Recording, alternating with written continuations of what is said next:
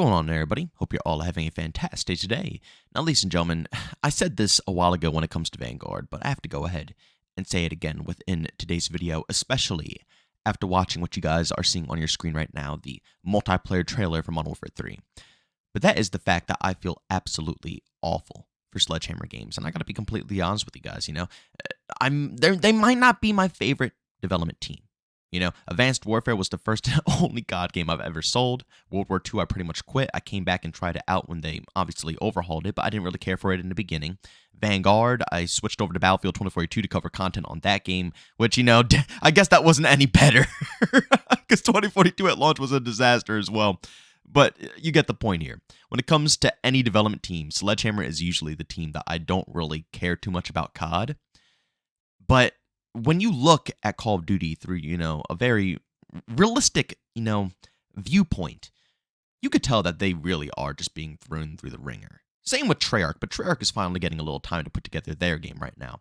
But Sledgehammer really has been just given the worst end of every situation when it comes to Call of Duty. Vanguard, once again, was a placeholder game just to prep and give more time for Modern Warfare 2, which sadly wasn't even worth the time to go ahead and prep up Vanguard to give them, Infinity Ward extra time on their project. And then here we are again, where they shouldn't be putting out a game just yet, but they're already right back at it, putting out basically DLC here for Modern Warfare 3.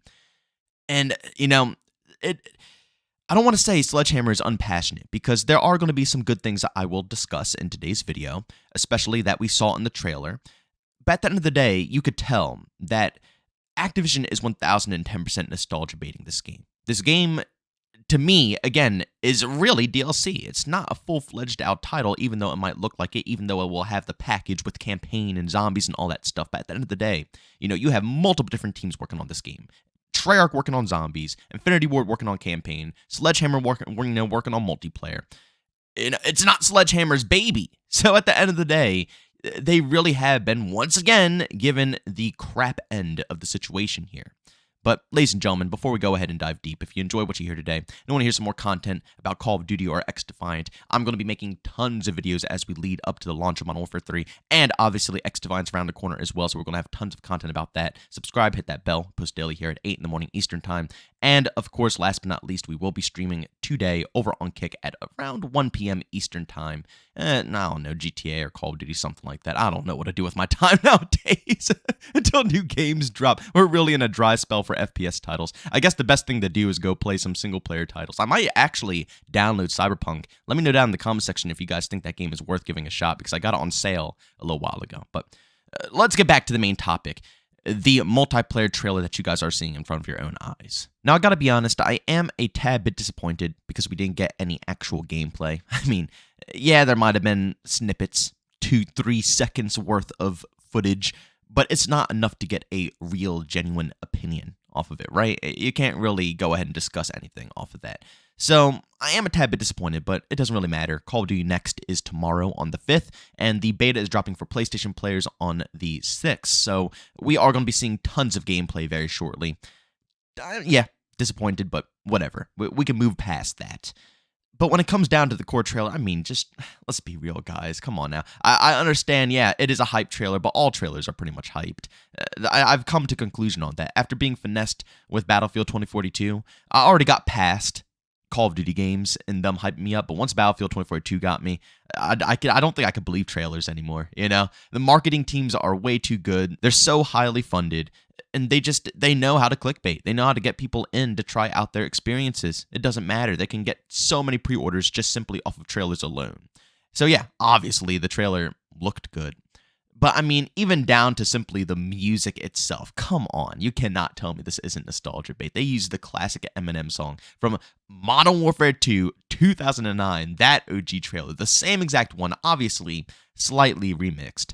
But at the end of the day, it's the same thing, and they're showcasing so many different, the slides from Favela, just like how they did back in the Modern Warfare 2 2009 trailer. I mean, if you were playing that game back in its prime, this trailer right here hits you. You noticed it. Even if you don't notice it, you felt that nostalgia creeping up into your soul because they used a lot of nostalgia bait to go ahead and get people to, like this trailer.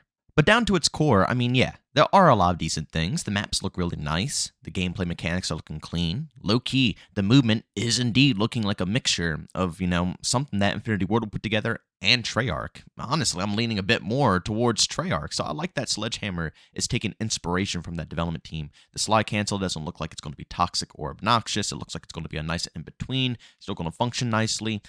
The gunplay might be decent. Again, a lot of these things are hard to dissect until you can actually see it with full blown out gameplay, but from the tiny, tiny segments, yeah, it looks decent enough. On certain maps, you can actually swim around, so on and so forth. Again, I'm not saying that Sledgehammer is doing anything bad here, and honestly, the majority of the stuff that they're doing is good. They're making a lot of positive changes for the community, even though we haven't really seen what the changes are going to be like yet in our own hands. But on paper, yeah, it's looking nice. But who's going to go ahead and screw it up? Who's ultimately going to ruin the overall experience?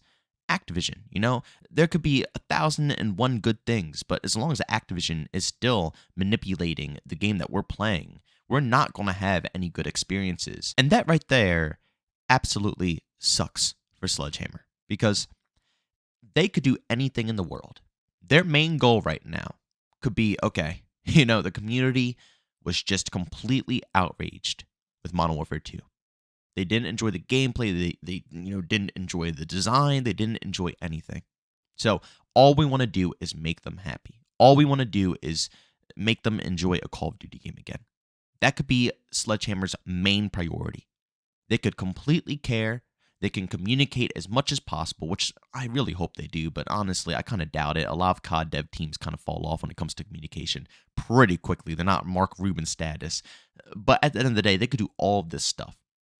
But they will still get so much negative, horrible feedback because of the problems that Activision incorporates. I said the same thing with Vanguard. It's like, it felt like a placeholder. It felt like Modern Warfare 2019 with the World War II reskin on it. It didn't feel like a Sledgehammer project. It felt like something that Infinity Ward made, which really turned me away from it because it felt awkward playing, a game made by someone else that felt like Infinity Ward. At least this right here, again, we haven't seen real gameplay, but from the small snippet of slide canceling the movement, like I said, it looks like it's more leaning towards Treyarch, so it might be a blend of Sledgehammer and Treyarch, which will be interesting. We'll see if it has its own identity. But, that turned me away from Vanguard. And even though they made positive changes in that game, like, listening to community feedback when it comes to, certain perks and, adding in a perk to actually give you red dots on the mini-map because, the community was outraged with that change. They did things to make us happy, but at the end of the day, they still got so much negative feedback. They even had, close to 16 maps at launch? That's insane. New maps, not remastered here, like you see with Modern Warfare 2, 2009 maps being brought back. No, all brand new maps. Like, they did some good stuff, but it still got so much negative feedback, and it was all because of Activision. More than half the time, it was because of Activision. And the same thing is going to happen here. They could do everything right. They could make the gameplay so freaking crispy. The movement could be outstanding. It could be a great in-between for people who want to be fast-paced, but people who also just want to casually play. It could be amazing for everyone. But Activision will still do things that will turn people away from Call of Duty. Let's be honest here, skill-based matchmaking alone is a deciding factor for a lot of people out there on if they're getting the next game or not, or any Call of Duty game in general. It doesn't matter what they do to the title. They could fix everything in the world. Everything. The best movement, the best gunplay, the best map selection.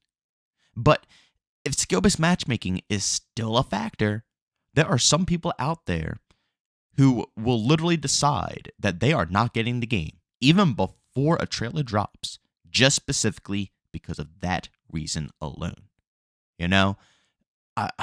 Again, it's rough. It's a rough just situation to be in for Sledgehammer Games, where no matter what they do for this community, I don't really see a positive outcome happening.